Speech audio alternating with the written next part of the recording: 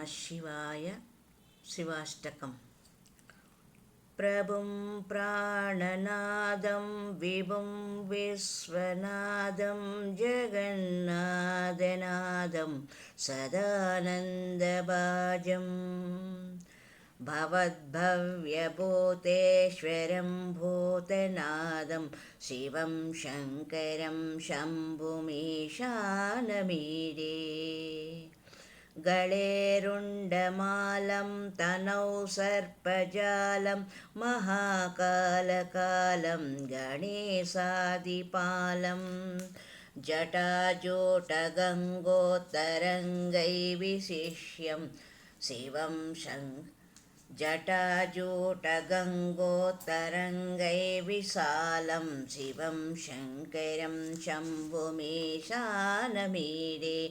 പ്രഭും പ്രാണനാദം വിഭും വിശ്വനാദം ജഗന്നാഥനാദം സദാനന്ദഭാജം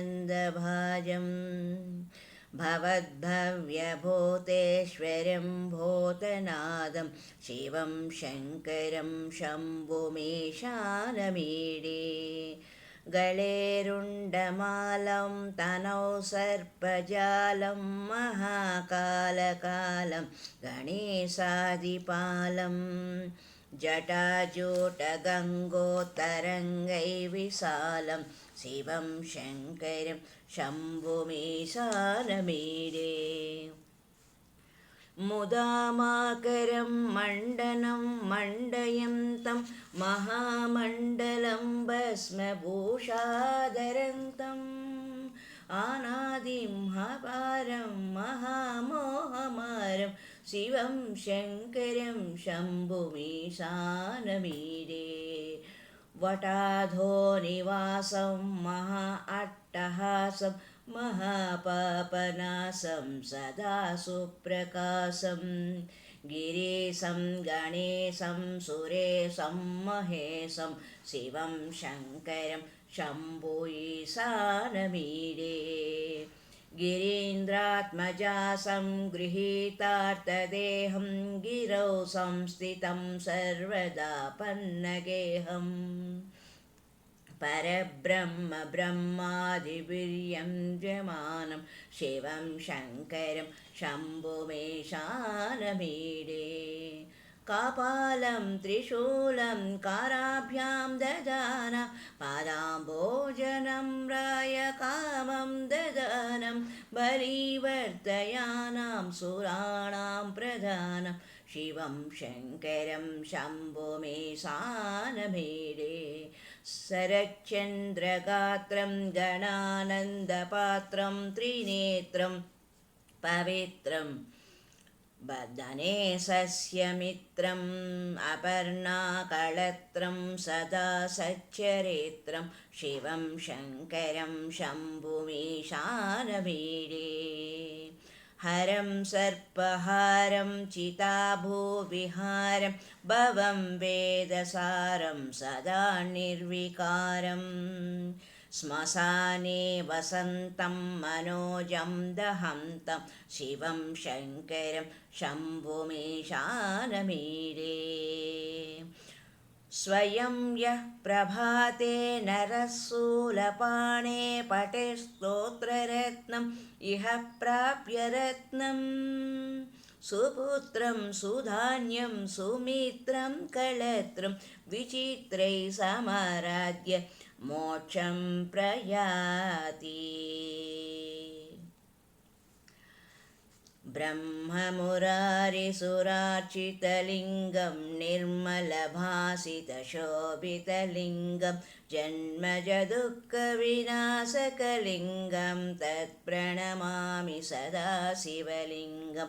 ദേവമുനിപ്രവരാർച്ചിതലിംഗം കാമദഹനകരുണാകരലിംഗം രാവണദർപ്പവിനാശകലിംഗം തത്പ്രണമാമി സദാ ശിവലിംഗം.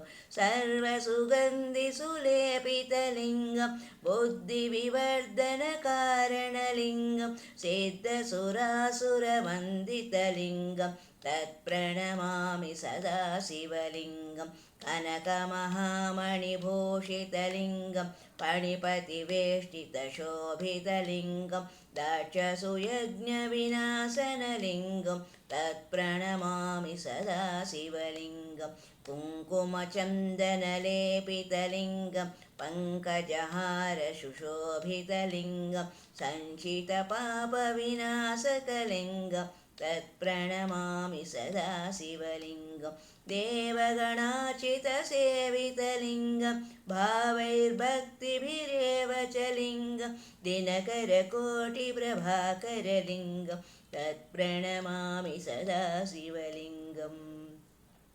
अष्टदलोपरिवेष्टितलिङ्गं सर्वसमुद्भवकारणलिङ्गम् अष्टदरिद्रविनाशनलिङ्गं तत्प्रणमामि सदा शिवलिङ्गं सुरगुरुसुरवरपूजितलिङ्गं सुरवनपुष्पपदार्चितलिङ्गं सुरगुरुसुरवरपूजितलिङ्गं सुरवनपुष्पसदार्चितलिङ्गं परमपदं परमात्मकलिङ्गं तत्प्रणमामि सदा शिवलिङ्गं तत्प्रणमामि सदा शिवलिङ्गं तत्प्रणमामि सदा शिवलिङ्गम् लिङ्गाष्टकमिदं पुण्यं यः पठे शिवसन्निधौ शिवलोकमवाप्नोति शिवेन सह मोदते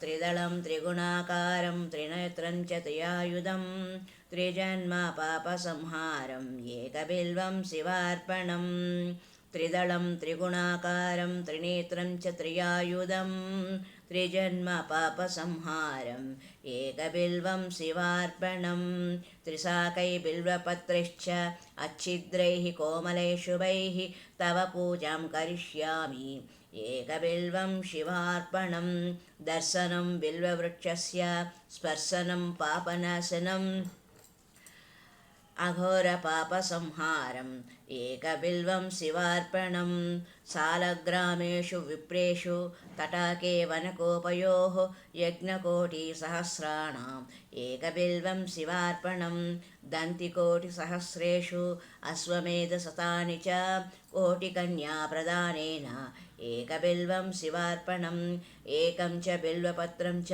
कोटियज्ञफलं लभेत् महादेवस्य पूजार्थम् एकबिल्वं शिवार्पणं काशीक्षेत्रनिवासं च कालभैरवदर्शनं गयाप्रयागौ दृष्ट्वा च एकबिल्वं शिवार्पणम् उमया सह देवेशं वाहनं नन्दिशङ्करं मुच्यते सर्वपापेभ्यो एकबिल्वं शिवार्पणम्